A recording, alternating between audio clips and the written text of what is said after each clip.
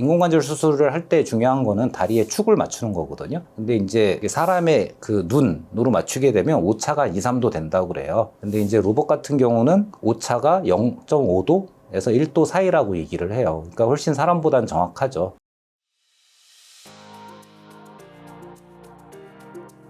안녕하세요. 청주 프라임병원 정형외과 이상호입니다.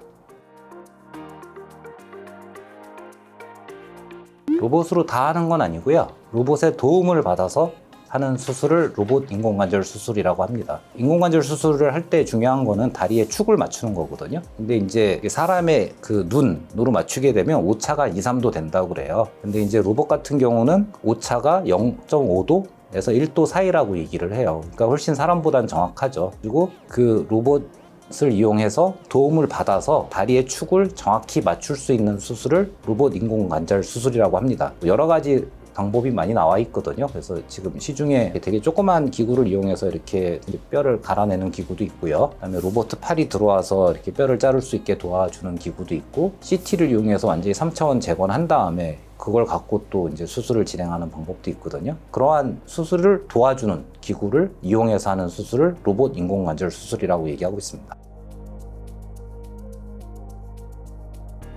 일단 인공관절 수술에서 아까 얘기한 게 축을 정확히 맞춰야 한다. 그러니까 뼈를 정확히 잘라야 되는 부분이 있고요. 두 번째는 이 뼈랑 뼈를 잡아주는 인대를 이렇게 정확하게 밸런싱 한다고 그러는데 맞춰줘야 되는 부분이 있거든요. 근데 사람이 하게 되면 자르는 것도 자기 감으로 하는 거고요. 인대를 맞추는 것도 자기 감으로 맞추게 돼요. 그래서 이걸 갖고 쭉 비교를 해보면 나는 잘 맞췄다고 생각하는데 어떤 수술 하시는 분들은 이건 너무 타이트하다 이렇게 얘기할 수가 있거든요. 이게 딱 정해진 그런 게 없습니다. 그런데 이제 로봇으로 하게 되면 자르는 거는 확실히 장점이 있고요. 그 축이 거의 틀리지 않기 때문에 사람보다는 훨씬 정확하다고 하고, 인대의 이 밸런싱, 그러니까 인대가 좌우가 잘 맞는지를 로봇이 이렇게 데이터를 통해서 보여줘요. 그 데이터가 정확한지 아닌지는 알 수 없지만 일관성은 있어요.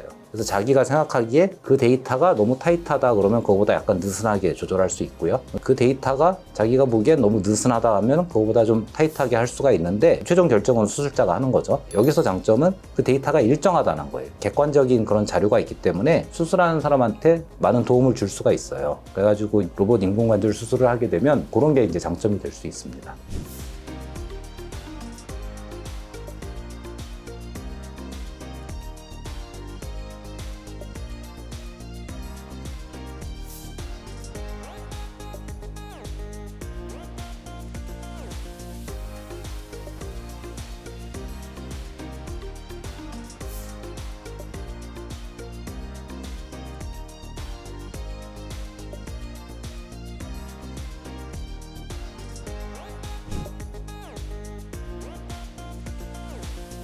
예전에 엑스레이를 통해서 플랜 짜고 들어가서 자기가 하고 자기가 플랜한 거랑 비교를 해가지고 정확히 잘랐나 이렇게 하면서 진행을 하는데, 사람이 그렇게 했을 때 오차가 아까 얘기한 대로 3도 내외라고 평균적으로 얘기를 해요. 로봇 같은 경우는 뭐 플래닝을 내가 하고 들어가서 해보면 오차가 거의 없어요, 확실히. 그래가지고 뭐 오차가 0.5도 뭐 이러니까 사람이 볼 수 있는 것보다 훨씬 정확하니까. 그래서 이게 축을 잘 맞춰놓으면 장점이 오래 쓴다고 그래요, 기구를. 그래서 로봇 인공관절이 했을 때 그런 게 이제 도움이 되는 거죠. 그 다음에 아까 얘기한 대로 객관적인 피드백을 주기 때문에 이게 내 감이 아니라 객관적인 데이터를 갖고 계속 경험을 쌓을 수가 있거든요. 우리 항상 이게 피드백을 받아야지 저희도 발전을 하지, 내가 보기에 맞았다 이렇게 계속 그렇게 생각하면 계속 틀린 거를 평생 하고 있을 수도 있잖아요. 그러니까 그런 경험을 하는 게 저는 좋다고 생각을 해요. 그래서 자기 기준을 그 로봇에다가 아니면은 뭐 컴퓨터에다가 맞춰가는 과정이 있으니까, 만약에 로봇 인공관절을 하다가 그냥 인공관절을 하더라도 자기 기준이, 객관에 대한 기준이 생기는 게 될 수가 있겠죠. 그런 장점이 있습니다. 길게 보면 예후가 더 좋을 거라고 생각이 되지만 단기 예후는 비슷하다고 그래요.